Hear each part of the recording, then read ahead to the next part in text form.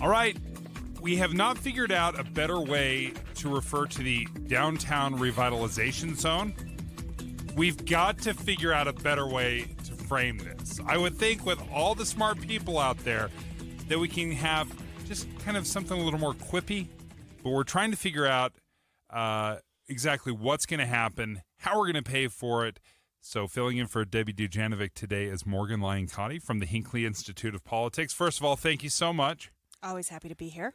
Do you have a better name than the Downtown Revitalization Project? No. I will take anything. I was like, I don't know. I'm not a marketing person. I was like, the zone, but it seems like that's taken. I'll take anything. You know what? For today, it's going to be the zone. The downtown buildup. I don't know. Boston had the big dig. I think we can come up with something. The big dig is phenomenal. We can do something. Except then, no matter what, it's going to have a negative connotation because it causes traffic and snarls and, as we just heard, disagreements. It is. There's going to be a lot of disagreements. Car disagreements. little baby disagreements. But last night, yesterday, the Smith Entertainment Group, who is, Ryan Smith, owns the Jazz, owns the Utah Hockey Club, owns basically every sports team in the state so far. But anyway, his group, the Smith Entertainment Group, is negotiating right now with Salt Lake City, trying to figure out, okay, let's dot some I's, cross some T's. Met with them yesterday and proposed and gave out a contract. Lindsay Aerts joins us right now from KSL 5 Television. And Lindsay, you've done such a phenomenal job covering this and trying to keep track of where we're at in the process. But there were some concessions, there's some funding mechanisms. What can you tell us about this contract now that you've held it in your hands and been able to pore over it? Yeah, good morning, guys. Well, I don't have a better name for what we're doing either, but essentially we're trying to redo downtown. So somebody come up with a better name for that. But yeah, what we got yesterday was essentially the agreement between Smith Entertainment Group and Salt Lake City to say, in exchange for the revenue that will be generated when we increase, if we increase, I should say, the sales tax, here's what Smith Entertainment has committed to. And the city ran through a host of negotiation points and what they are calling public benefits that the city is getting out of this deal. So these are going to be super high level, and we can get into the weeds of any of the specifics you want. But essentially, there's some bullet points here. So first of all, Smith Entertainment Group has a home game commitment. So the Jazz and the hockey team have got to play their home games at the Delta Center. Obviously, that signals that they're not going to move south because they would be in breach of their contract. Also, a major provision of this is a ticket fee. So $1 to $3 of every Delta Center ticket will be kicked into a fund that Salt Lake City can use for affordable housing initiatives, family-style housing initiatives, and other benefits the city sees fit. Lindsay, let me just follow up on that really quick. That little fee, the $1 to $3, is that just for Jazz games and hockey, or is that that's any Delta Center event? Right, so concerts and Disney on Ice, I would presume, right? Any event held at the Delta Center, a $1 to $3 ticket fee, and it depends on how expensive the tickets are, how much that fee is. So they do expect, and that money, is that kind of squirreled away into like an escrow account, or how does that get used? Like a savings account, basically, for the city. It goes into a separate fund that can be used per the contract. It specifies family-style housing and affordable housing and other sort of initiatives. I'm sure there will be specific language on that, on what exactly it can be used on, but essentially it's a separate account separate from the general fund or any other fund that goes towards anything in Salt Lake City, and it's specifically designed for initiatives that the city wants to tackle with regards to housing and other things like that. It will also go to put money towards Japantown and money towards some of the zone, like the public art installations and stuff like that.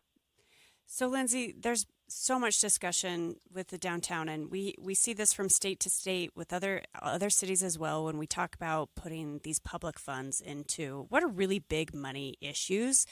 And I'm hearing what are clearly some compromises. Do you think that they are threading the needle, that they're going to have the public support for the amount of public money that they're going to be putting into this?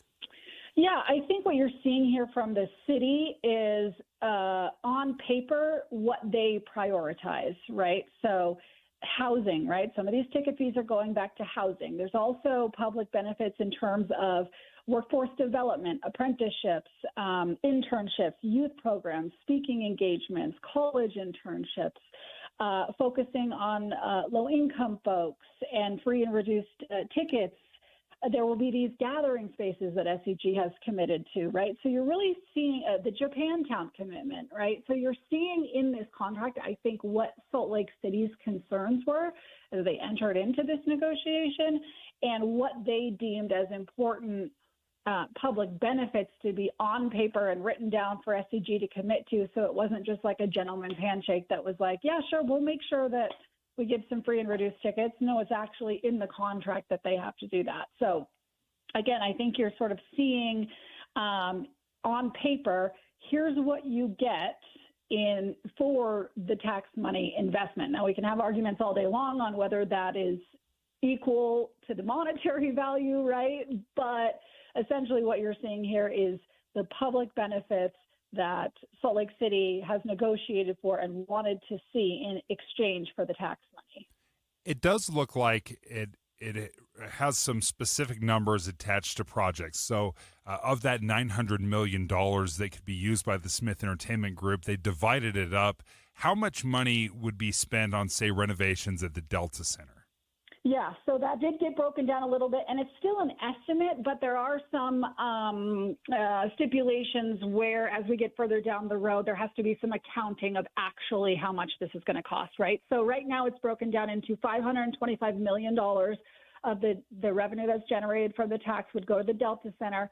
Another 375 would go towards the rest of the zone. So that would be once we clear out the blocks of the 2 blocks east of the Delta Center, that's where that 375 would have to go.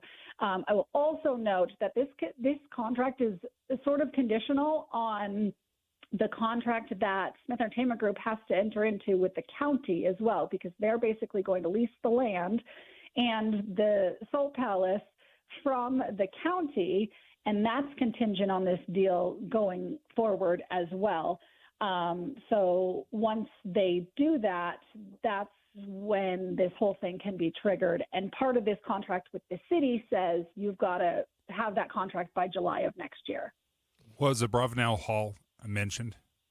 Well, no. So Abravanel Hall is owned by the county. And this is one message that is super confusing, I think, to people. Abravanel Hall is owned and operated and managed by the county. So is the Salt Palace. So there's a separate contract that has to happen between Smith Entertainment Group and the county in order to do any sort of renovations or anything with those blocks. So this agreement just says, hey, we would like to you must make sure that you enter into that contract because some of this money is going to go to this zone. But what happens with the Abravanel and what happens with the Salt Palace will be contingent on what the county decides with Smith Entertainment Group. So does that go through? Sorry, I hope this isn't too weedy, but No. Do they have to do a similar thing where they meet with, is it the Salt Lake County Council and make this proposal as well, or what's that next step?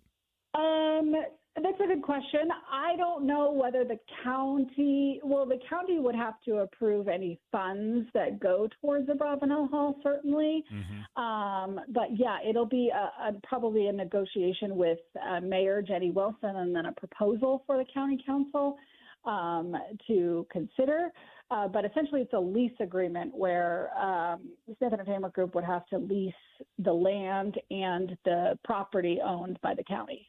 Lindsay, thank you so much for breaking that down for us. Really big news as we're starting to see the specifics of the downtown revitalization project come forth. $525 million would go to Delta Center renovations, updates, redesigns, trying to build it in a way that hockey can be played there in a better way. $375 million would go to other projects. We will continue this conversation when we come back with Morgan Lyon-Cotti